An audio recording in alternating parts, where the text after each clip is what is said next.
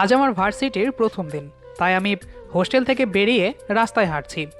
হঠাৎ একটা মেয়ে পেছন থেকে এসেই আমার সাথে ধাক্কা খেয়েই মাটিতে পড়ে গেল। আমি খুবই সরি, আমি বুঝতে পারিনি। মেয়ে দেখলেই ধাক্কা খেতে মন চায়, তাই না? ছ্যাচরা ছেলে কোথাকার। মেয়েটা এই বলেই একটা থাপ্পড় মারলো আমার গালে। এই শোন, আর কোনোদিন যদি তোকে আমার আশেপাশে দেখি না, তোর খবর আছে বলে দিলাম। আমাকে বিশ্বাস করুন, আমি আপনাকে ইচ্ছে করে ধাক্কা দেইনি। আর একটা শব্দও করবি না, তোর খবর আছে। আমি আর কিছু বললাম না, মেয়েটা চলে গেল। আমি আর ভার্সিটিতে গেলাম না, হোস্টেলে চলে আসলাম। এই প্রথম কোনো মেয়ে আমার গালে থাপ্পড় মারলো, খুব খারাপ লাগছে।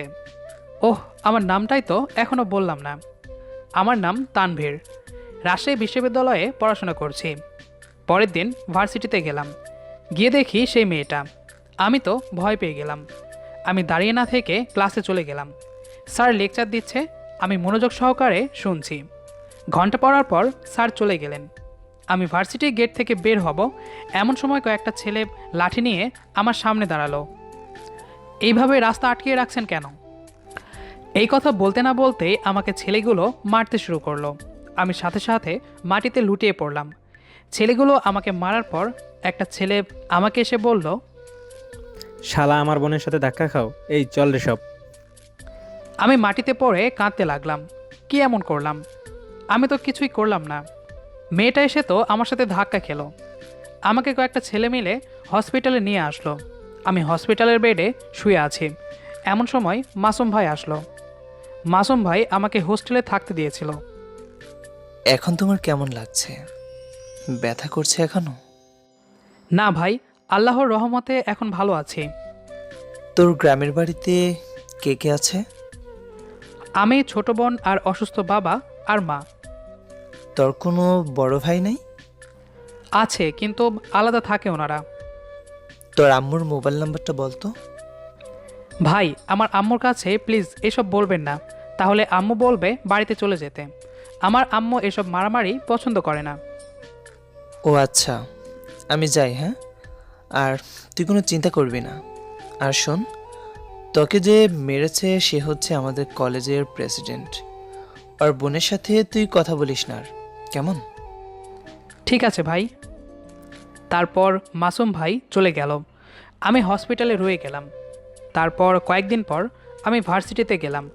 ভার্সিটিতে ঢুকতে না ঢুকতেই সে মেয়েটা ডাক দিল। ওই স্যাচরা পোলা, এদিকে আয়।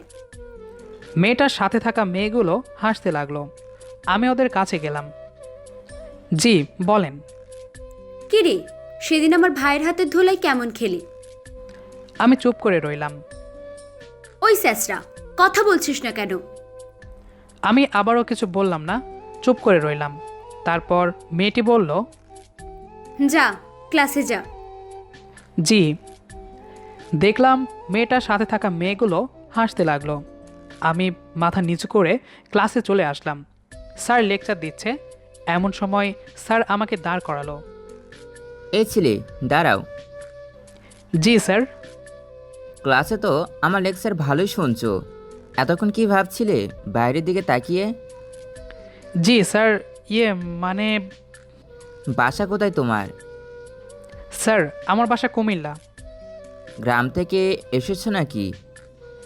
জি স্যার। এর জন্যই তোমার এই অবস্থা। ক্লাসে এত অমনোযোগ থাকলে আর তোমাকে ক্লাস করতে হবে না। জি স্যার। বসো। তারপর আমি স্যারের কথা মতো বসে পড়লাম। ক্লাস শেষ হওয়ার পর সেই মেয়েটি আমার কাছে এসে বলল, কিরে স্যাচরা, কিরে ফকিন্নির পোলা, ক্লাসে এত ভাবনিস কেন? কই না তো। আমার শার্টের কলার ধরে আবার বলল, মিথ্যে কথা বলবি না, বুঝলি? আমি সব দেখি। জি। এরপর আমি হোস্টেলে চলে আসলাম। তারপর আমার ফ্রেন্ড রনি বলল, কিরে তানভীর, আজ নুসরাত আপু নাকি তোর শার্টের কলার ধরছে? ওই মেয়েটার নাম কি নুসরাত? হ্যাঁ, কেন তুই আজ জানলি? হুম। তুই আসলে একটা বলদ। এই বলে রনি চলে গেল। রনি আমার ক্লাসমেট। পরের দিন আমি ভার্সিটিতে গেলাম। ক্যাম্পাসে হাঁটছি, আবার সেই মেয়ের ডাক। মানে নুসরাতের ডাক। ওই স্যাসরা, এদিকে আয়। আমি মাথাটা নিচু করে বললাম, জি বলেন। কিরে, কই যাস? এইদিকেই যাচ্ছিলাম। চল, ওই দিকটায় যাই। তারপর আমি নুসরাতের সাথে হাঁটতে লাগলাম। হঠাৎ নুসরাত আমার পিঠে হাত রাখলো আর হাঁটতে হাঁটতে বলতে লাগলো, তোর চশমাটা তো খুব সুন্দর রে। জি ধন্যবাদ। রাখ তোর ধন্যবাদ, যা ক্লাসে যা। তারপর আমি ক্লাসে গেলাম, দেখলাম সবাই আমাকে দেখে হাসছে। আমি বুঝতে পারলাম না আমি ক্লাসে ঢোকার পর আমাকে দেখে সবাই হাসছে কেন। কিছুক্ষণ পর সকলে আমার কাছে এসে চিল্লাতে লাগলো আর বলতে লাগলো, স্যাঁচরা স্যাঁচরা। ঠিক এমন সময় স্যার আসলো এবং বলল, এখানে তোমরা এত চিল্লাচিল্লি করছো কেন? তারপর সবাই স্তব্ধ হয়ে গেল। স্যার আমার পিঠ থেকে একটা পেপার নিলেন। আমি বুঝতে পারলাম না আমার পিঠে পেপার কোথা থেকে আসলো। কিছুক্ষণ পর স্যার বলল, তানভীর, এইসব কি? নিজের পিঠে পেপার লাগিয়ে সবাইকে বলছো তুমি নাকি একটা শেষরা ছিলে, আর তোমাকে যেন ওই নামেই সবাই ডাকে। স্যার না মানে। চুপ করো, তোমার কি লজ্জা করে না? আমি আর কিছু না বলে মাথাটা নিচু করে মরা গাছের মতো দাঁড়িয়ে রইলাম। আমি অনুভব করলাম মনের অজান্তেই আমার চোখ দিয়ে জল গড়িয়ে পড়ছে। স্যার আমার ওপর পেপারটা ছুঁড়ে ফেলে দিয়ে চলে গেলেন। আমি ক্লাসে বসে বসে কাঁদতে লাগলাম। এমন সময় রনি এসে বলল, দোস্ত কাঁদিস না। আচ্ছা রনি, তুই বল আমি জেনে শুনে কেন এমনটা লিখতে যাব? আমি জানি এই কাজটা নুসরাত ছাড়া আর কেউ করবে না। তারপর আমি বুঝতে পারলাম যে নুসরাত এই কাজটা করেছে। পরের দিন আমি আর রনি ক্লাসে যাচ্ছি। এমন সময় নুসরাত পেছন থেকে ডাক দিয়ে বলল, কিরে তানভীর, আমার দেওয়া নামটা নাকি তুই সবাইকে বলতে বলেছিস, তাও আবার নিজের পিঠে পেপার লাগিয়ে? এই কথা শুনে ওর সাথে থাকা ছেলে মেয়েগুলো হাসতে লাগলো। আমি কিছু না বলেই রনি আর আমি ক্লাসে চলে আসলাম। ক্লাস শেষ হলে আমি হোস্টেলে চলে আসি। ওই তানভীর, এখনো রেডি হসনি কেন? ভার্সিটিতে যাবি না? না, তোরা যা, আমি যাব না। কেন যাবি না? প্রত্যেক দিন ওই প্রেসিডেন্টের বোন আমার সাথে কি করে তোরা দেখিস না? নুসরাত প্রতিটা দিন আমার সাথে কি করে। মেয়েটা আমার সাথে আজ 2 মাস ধরে যেভাবে আঠার মতো লেগে আছে, যেন মনে হয় আমি ওর একমাত্র আসামি। ওই সব কথা বাদ দে তো, আর চল ভার্সিটিতে যাবি। সত্যি আমি যাব না রে। যাবি না মানে কি? চল বলছি। তারপর রনির অনেক জোরাজোরিতে ভার্সিটিতে গেলাম। ভার্সিটিতে আসার পর 3য় তলায় হাঁটছি। এমন সময় নুসরাত 2য় তলায় নামছিল। ঠিক তখনই নুসরাত আমার দিকে তাকিয়ে আমাকে বলতে লাগলো, কিরে স্যাসরা? এই বলে নুসরাত যে সিঁড়িতে পা দিল অমনি পা হচকিয়ে পড়ে গেল আর সিঁড়িতে গড়িয়ে গড়িয়ে সোজা দেওয়ালের সাথে ধাক্কা খেলো। আমি দৌড়ে সিঁড়ি দিয়ে নেমে যাই নুসরাতের কাছে। গিয়ে দেখি ওর মাথা থেকে অনেক বাজেভাবে রক্ত ঝরছে। নুসরাতের তখন জ্ঞান ছিল না। তারপর আমি কোনো উপায় না পেয়ে আমার গায়ে শার্টটা খুলে ওর কপালে বেঁধে দেই এবং আমি ওকে নিয়ে হসপিটালে চলে এলাম। ডাক্তার নুসরাতের চিকিৎসা করছে। অপারেশন থিয়েটার থেকে ডাক্তার বের হয়ে এলে আমি বললাম, ডাক্তার সাহেব, নুসরাত এখন কেমন আছে?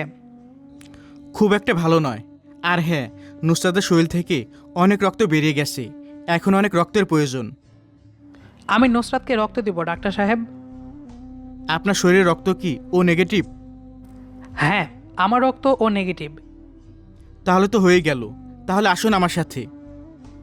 রক্ত দেওয়ার পর আমি ডাক্তারকে বললাম, ডাক্তার সাহেব, একটা কথা বলার ছিল। হ্যাঁ বলুন। আমি যে নুসরাতকে রক্ত দিলাম এসব কথা আপনি কাউকে বলবেন না, এমনকি নুসরাতকেও না। কেন বলবো না? আপনি তো ওকে নতুন জীবন দিলেন। একমাত্র আপনাকে ছাড়া আর কাউকে তো ওনার বিপদের সময় দেখতে পেলাম না। তারপরও আপনি কাউকে বলবেন না প্লিজ ডাক্তার, প্লিজ। ওকে। এই বলে ডাক্তার সাহেব নুসরাতের কেবিন থেকে চলে গেল আর আমি বাইরে বসে আছি।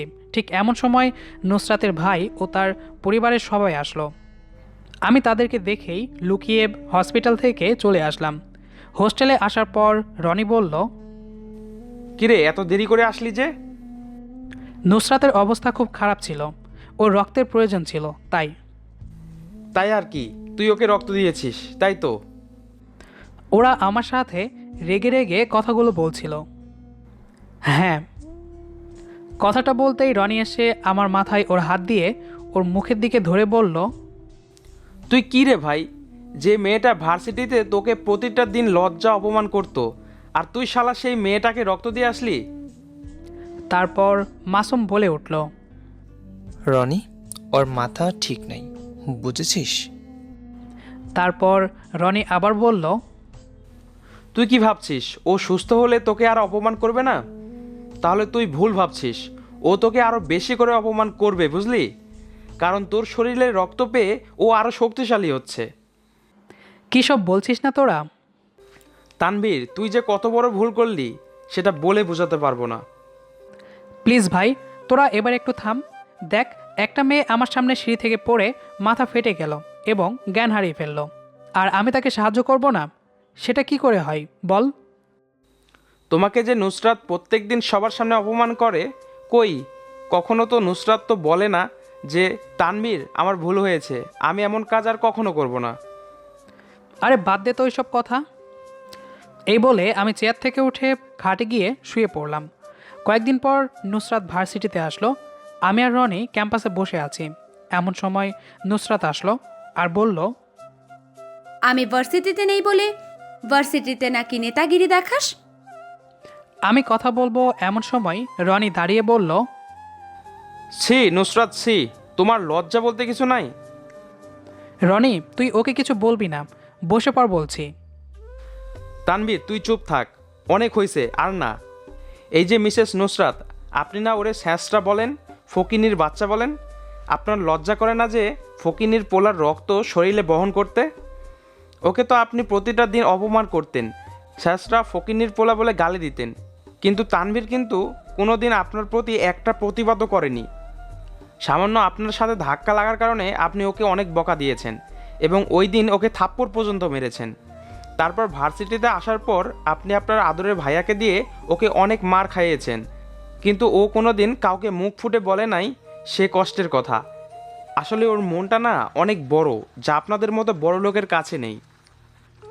আমি দেখলাম নুসরাত মাথাটা নিচু করে দাঁড়িয়ে আছে আর পুরো ভার্সিটির ছেলেমেয়েরা আমাদের দৃশ্য দেখছে। রনি, অনেক হয়েছে, এবার থাম। তুই ওকে ওই দিন হাসপাতালে নিয়ে গেলি, ওকে রক্ত দিলি, কিন্তু ওই সময় তো ওর পাশে ওর কোনো বন্ধু ছিল না এবং ওর পরিবারও পর্যন্ত ছিল না। একমাত্র ছিল কে? এই স্যাঁচরা ফকিনীর পোলা। তারপর রনি কাঁদতে কাঁদতে বলল, ওই স্যাঁচরা, তোকে না বলছিলাম ওকে সাহায্য করবি, তো ও তোর রক্তের শক্তি পেয়ে তোকে আবার অপমান করবে। দেখলি তো তার চক্ষুষ প্রমাণ। হয়েছে, ওকে অনেক অপমান করেছিস, এবার চল ক্লাসে চল। আমি নুসরাতের সামনে দাঁড়িয়ে বললাম, সরি, আসলে ও এমনই, ওর কথায় আপনি কিছু মনে করবেন না প্লিজ, আমি ওর পক্ষ থেকে আপনার কাছে ক্ষমা চাচ্ছি। তারপর নুসরাত আমার মুখের দিকে তাকালো। আমি দেখলাম ওর এত সুন্দর চেহারাটা লজ্জায় লাল হয়ে গেছে আর ওর দু চোখ দিয়ে জল পড়তে থাকলো। আমি আর কিছু বলার আগেই নুসরাত ক্যাম্পাস থেকে চলে গেল। আমিও ক্লাসে চলে আসলাম। ভার্সিটি থেকে হোস্টেলে এসে আমি রনিকে বোঝাতে লাগলাম যে ও যা করলো নুসরাতের সাথে তা ঠিক হয়নি। এরপর ওই দিনের পর নুসরাত একটানা 4 দিন ভার্সিটিতে আসে নাই। একদিন আমি আর রনি ভার্সিটিতে বসে আছি, ঠিক এমন সময় হঠাৎ নুসরাত আসলো আর বলল, তানভীর, তোমার সাথে আমার কিছু কথা আছে। আমি দাঁড়িয়ে বললাম, হ্যাঁ বলেন। এখানে না, একটু ওদিকে আসবা? হ্যাঁ চলুন। এই রনি, তুই একটু বস, আমি একটু আসছি। রনি কিছু বলল না। তারপর আমি আর নুসরাত পাশাপাশি হেঁটেই চলছি, কেউ কোনো কথা বলছি না।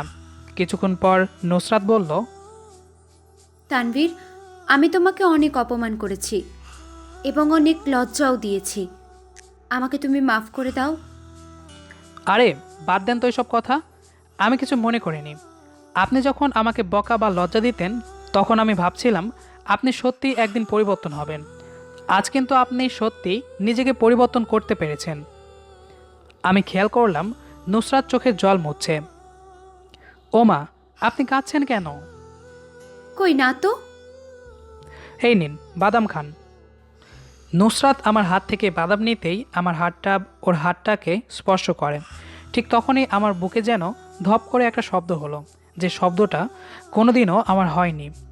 নুসরাত আমার চোখের দিকে একদৃষ্টিতে তাকিয়ে আছে। সাথে সাথে আমি আমার চোখ ঘুরিয়ে নিলাম। তারপর নুসরাতের সাথে আমার অনেক সময় ধরে কথা হলো। তারপর সেদিনের মতো নুসরাত তার বাসায় চলে যায় আর আমিও আমার হোস্টেলে চলে আসি। ধীরে ধীরে নুসরাতের সাথে আমার খুব ভালো সম্পর্ক গড়ে ওঠে। একসময় নুসরাত আমার অনেক ভালো বন্ধুও হয়ে যায়। আমি নুসরাত রনি এখন একসাথে অনেক আড্ডা দেই, একসাথে ভার্সিটিতে যাই, একসাথে ক্যাম্পাসে আড্ডা দেই। আমি কখনো বিশ্বাস করিনি যে নুসরাত আমাকে এক সেকেন্ডের জন্য দেখতে পারতো না, আর সেই নুসরাত এখন আমার সাথে বসে বসে বাদাম খায় আর আড্ডা দেয়। এখন আমি ভার্সিটির জীবনটা খুবই মজা করছি নুসরাত আর রনির সাথে। সেদিন ভার্সিটি থেকে আসার পর আমি যখন হোস্টেলের বড় ভাইদের সাথে কথা বলছিলাম, ঠিক তখনই নুসরাত কল দিল। আমি মোবাইলটা রিসিভ করলাম। হ্যাঁ বলো নুসরাত। তুমি এখন কোথায় আছো? আমি হোস্টেলে আছি। কেন, কি হয়েছে? কিছু হয়নি। তুমি এক্ষুনি আমার সাথে দেখা করতে পারবে?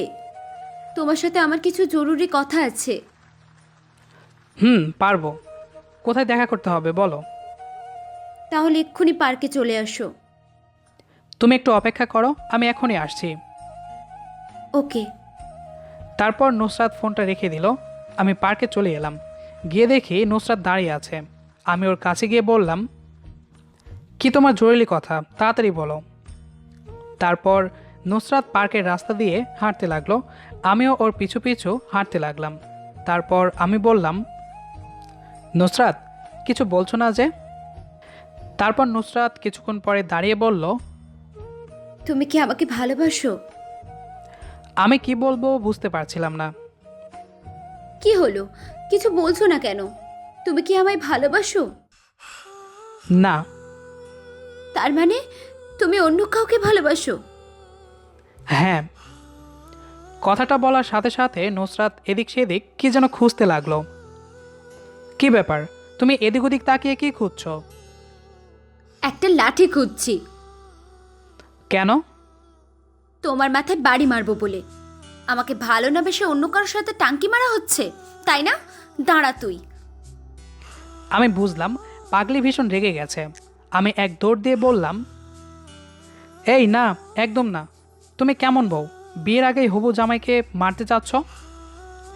এবার নুসরাত কান্না ভাব নিয়ে বলল, তাহলে এতক্ষণ যে বলছিলে তুমি অন্য কাউকে ভালোবাসো?